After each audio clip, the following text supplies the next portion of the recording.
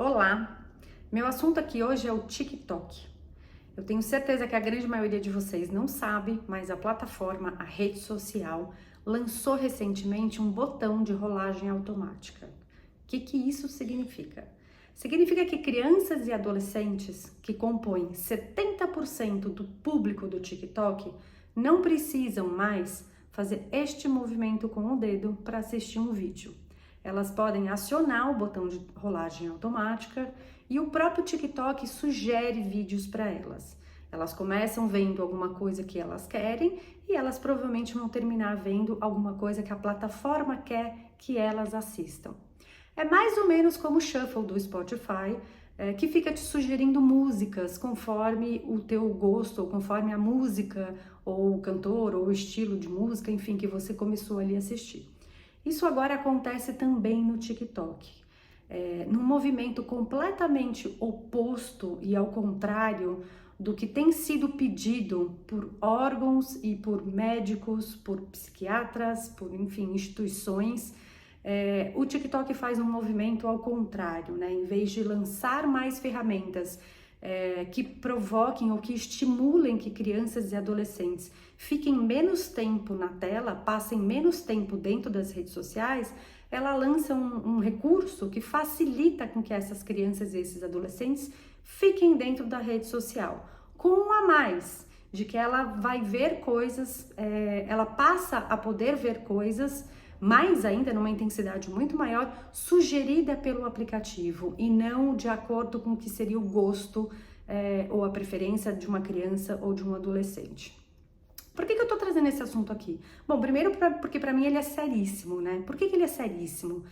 A gente tem diversos estudos, diversas pesquisas que comprovam a relação direta entre o uso das redes sociais, o tempo dentro da tecnologia, das plataformas tecnológicas, sejam jogos ou redes sociais, com os problemas de saúde mental de crianças e adolescentes.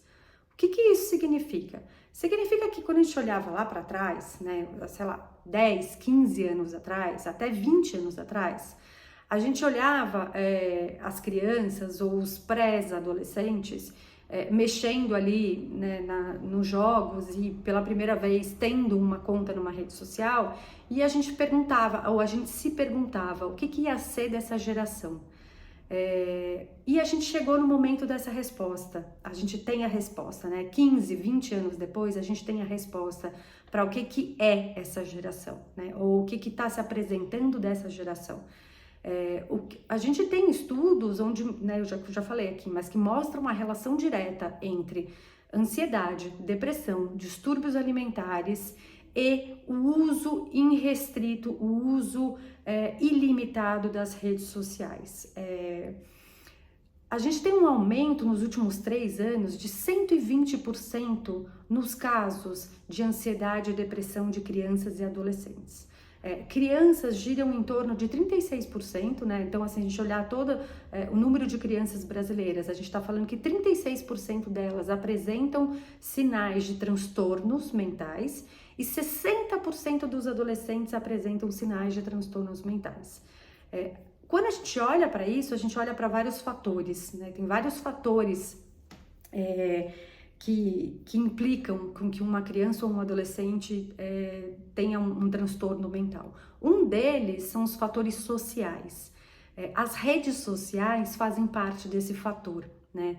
E a gente tem esse problema hoje em dia, que a gente não sabe lidar. E eu me pergunto, aonde é que a gente perdeu a mão, né? Onde é que a gente achou que ia ser tudo tranquilo e que estava ok liberar um aparelho celular na mão de uma criança?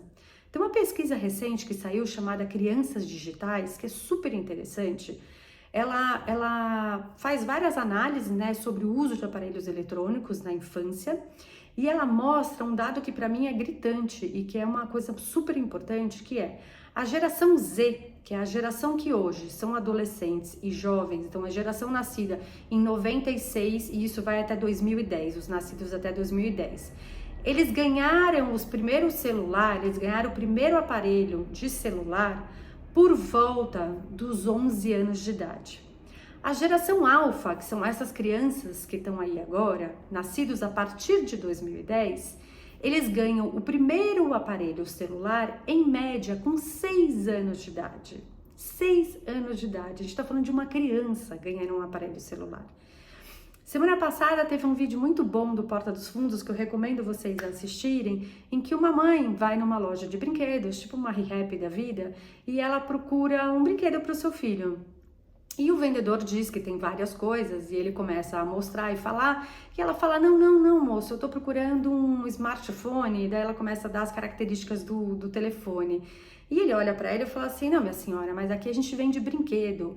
E ela vira pro vendedor e fala, pois é, meu senhor, eu quero um brinquedo, eu vim procurar um brinquedo pro meu filho.